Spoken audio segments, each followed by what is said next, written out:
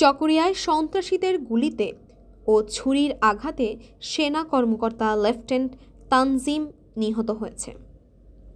24 September রোজ মঙ্গলবার চকরিয়ার ডুলাহাজারায় ভোররাতে 3টার দিকে উপজেলার ডুলাহাজারা ইউনিয়নের পূর্ব মাইজপাড়ায় ডাকাতি হচ্ছে খবর পেয়ে যৌথ বাহিনীর সদস্যরা অভিযান চালাতে গেলে সশস্ত্র ডাকাত সন্ত্রাসীদের গুলি ও ছুরির আঘাতে নির্মমভাবে খুন হয়েছেন সেনা কর্মকর্তা।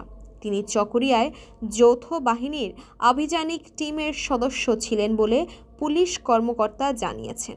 নিহত সেনা কর্মকর্তার নাম লেফটেন্যান্ট তানজিম সরোয়ার নির্জন, বয়স তার 22 বছর।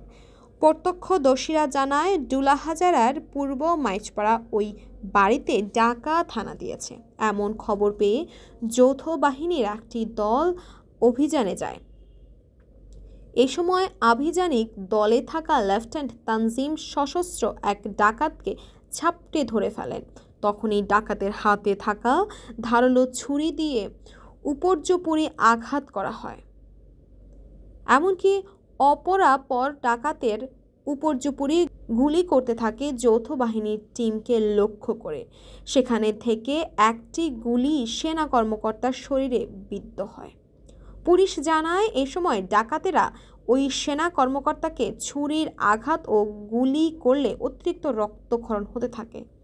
এ অবস্থায় তাকে মালুমঘাট মেমোরিয়াল ক্রিস্টাল হাসপাতালে আনলে সেখানকার কর্মরত চিকিৎসক তাকে মৃত ঘোষণা করেন। ঘটনাস্থল থেকে 3 জনকে আটক সহ একটি দেশীয় তৈরি বন্দুক, 6 রাউন্ড গোলাবারুদ উদ্ধার করা হয়। এছাড়াও ডাকাত সন্দেহে আরও 3 জনকে আটক করা হয়। ওসি আরও জানান, ঘটনার পর থেকে যৌথ বাহিনীর অভিযানে বেশ কয়েকজন ডাকাত সন্ত্রাসীকে আটক করা হয় বলেন। তাসফিয়া তাবাসসুম, ইসময়, ঢাকা।